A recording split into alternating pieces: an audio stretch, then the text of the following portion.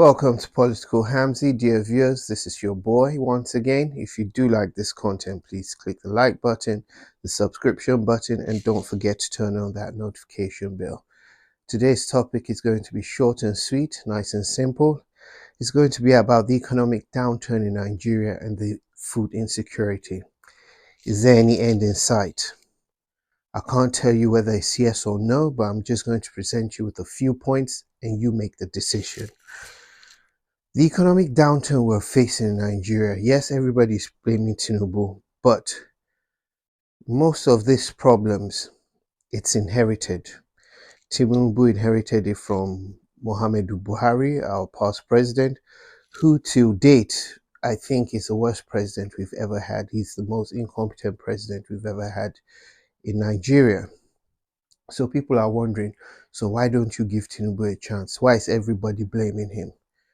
There are certain things that have transpired why people are also laying blames on Tinubu, because we also remember that it was Tinubu who sold us the candidacy of Buhari, telling us how wonderful he is, how he'll turn Nigeria around economically and security wise, which we have seen it never happened.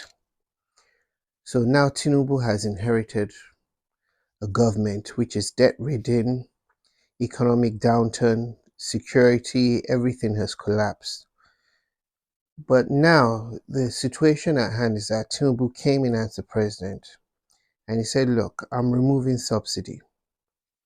It's okay to say you're removing something, but before you make a move, you need to have a plan. So our president removed something without a plan. You don't remove and start coming up with plans and doing things as you go along.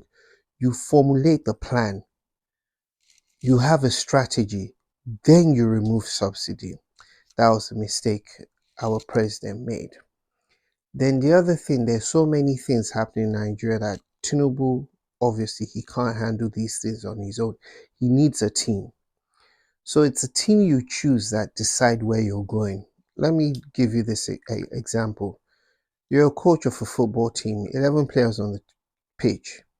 If you bring in 6 players with hamstring problems, you're not going to win that match.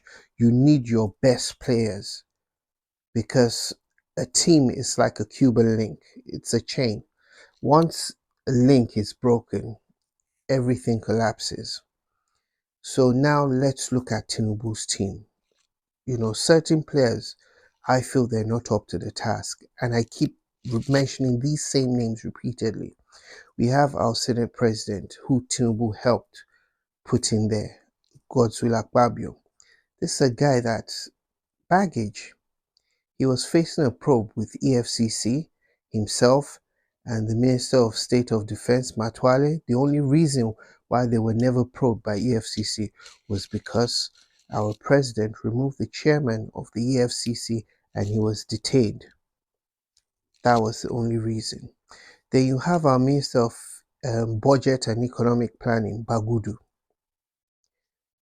What good are you going to expect from him?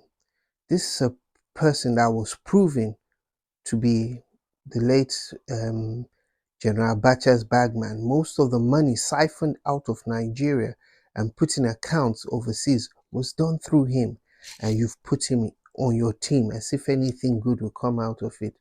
Nothing good can come out of this. So you have to look at certain players that are in place, and you now realize just by putting these people on your team, you're at a disadvantage. Nigeria is facing food insecurity, the naira to the dollar, it's dollar scarcity. So they brought the minister, or no, the governor of the central bank, Cardoso, who I think is a very competent man. I do think he's competent. So he came before the Senate or House of Reps to talk about what's happening. And he said that, look, we're having this situation based on the amount of Nigerians sending their kids overseas to school. and the amount of Nigerians engaging in medical tourism. Yes, that's true, but he did not hit the nail on the head. Hitting the nail on the head is telling us why is this happening. And the reason this is happening is because of elites like himself. Sorry to say that, himself and all those in government. How many of them have their children schooling in Nigeria? Governors, ministers. How many of them, when they or their family members take ill, go to hospitals in Nigeria, they all travel abroad? So you're blaming it on Nigerians sending their kids to school abroad and medical tourism, but it's your clique that are involved in this. And the only reason why this is happening is, again, government's lack of investment in education and the healthcare sector. If our government has invested properly in education and the healthcare sector, this would not be taking place. It is so bad that even middle class families in Nigeria are sending their children to other African countries, be it Ghana, be it South Africa, to school because it is that bad. Then we look at the food insecurity. Why would there not be food insecurity? Tell me. We have insecurity, kidnapping, banditry, and terrorism. These farmers, they go and plant their crops, they're either kidnapped, they go harvest their crops, they're kidnapped. So, okay, let's take it, they're able to plant their crops, they're able to harvest it without being kidnapped or terrorized by bandits. Now, we do not have the infrastructure to transport these goods from A to B. We do not have the roads. And some of these goods have an expiry date. They have a duration whereby they can be kept in the trucks and transported. But the roads are bad. The roads are bad. Some of these things, or some of these crops, when harvested, they need to be kept in certain temperatures and certain conditions. We do not have power. Why would there not be food insecurity? Have you provided people with security against terrorism, against bandits, to make them feel safe to go to the farms? Have you provided the infrastructure, the roads, for these goods to be transported from A to B at a reasonable and reliable time? No. So all these problems is down to the government, and it all boils down to corruption, because we look at the budget and every year we have a budget for these things, but nothing is ever done. They say Nigeria has 33 strategic silos for grains. That's fine. We have 33 strategic silos for grains. One, what is the capacity of these silos? Two, what quantity of grains do we actually have in those 33 silos? Are they filled to the brim with grains? You have to ask yourself, what condition are those grains in? Are they in good condition? Have they been stored and kept under the right environment? These are things we don't know.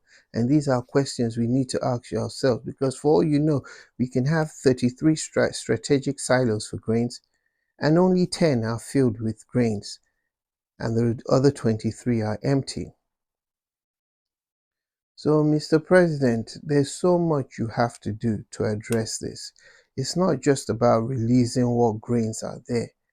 It's about tackling security and corruption. Till all these are tackled, we will continue to suffer. You yourself, Mr. President, yourself, your family, how many of you go for checkup or medical treatment in Nigeria? How many of you? Mr. President, Senate members, governors, how many of you have your children had their first degree in Nigeria, or those that are actually schooling in Nigeria? Practically none. So you can't put the blame on the poor masses for your incompetence. People are saying, they're telling us, oh, we have to be patriotic. We have to always talk positive about our country. Now all you want is people that will follow you like zombies. People are dying, people are hungry. You want them to tell you you're doing a good job? A democracy void of opposition is a dictatorship, Mr. President. It's from an opposition you sit down and you work harder. Because when you're not criticized, when you're doing wrong things, in your head, you think you're doing the right thing. And that is why we need a healthy opposition. There are tweets that you, Mr. President, and people in your government have made during the time of Goodluck Jonathan, criticizing his government. Now you come there and there's a high level of incompetence in your own government. Now you're telling us we need to regulate social media. People need to be careful of what they say. No, you can't have it both ways. You can't have it when you're in the opposition, you criticize and you say it's healthy. Then now when you're in government and you're being criticized, you tell people it's not patriotic. No, Mr. President. I hope that you have Nigerians on your mind and our well-being, and you're actually there to do the job as a president, not the normal politician mentality that I just want power. Now you have power. What are you going to do about it? What difference have you made with that power, Mr. President? This is your boy, Political Hamzy. Do have a nice week and take care.